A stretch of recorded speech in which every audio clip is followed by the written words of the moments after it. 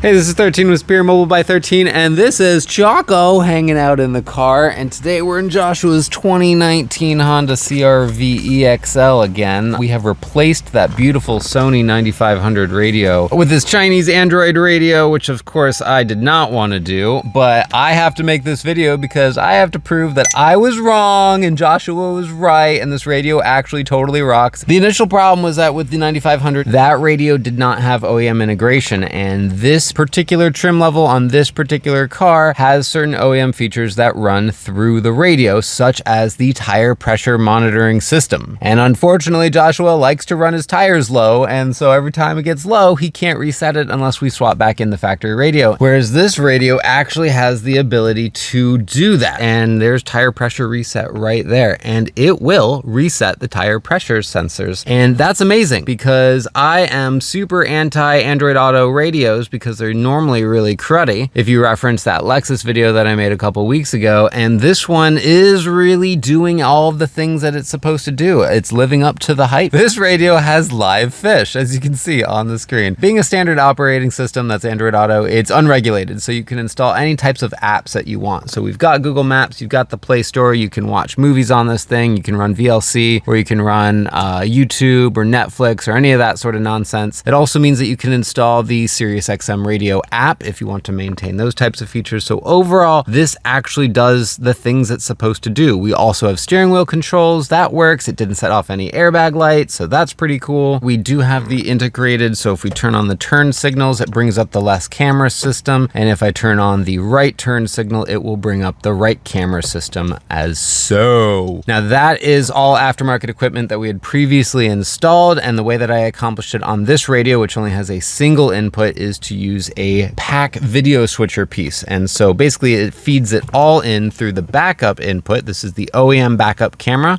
And so it's basically convincing the radio that every time I turn on a turn signal, it is actually doing a backup camera, when in reality, of course, it's just switching the input. And because Joshua is super cool and wants all the extra features, I just recently swapped out this stalk here, which has this little feature. And so I wired it up so that when I push this little button like so, it brings up the blind spot camera for the passenger side, which is exactly the way that the OEM operates. Okay, so that's the extent of the video. I just want to showcase an Android operating system radio that I actually installed and I don't hate, and that I'm totally wrong and Josh is right, and he replaced my favorite radio in the world with this Chinese junk, and it ended up being actually better. So that is the facts of the matter here. Thanks for watching. Pricing and product information is going to be in the video description. This is 13 with Spear Mobile by 13. I'll talk to you later. Bye!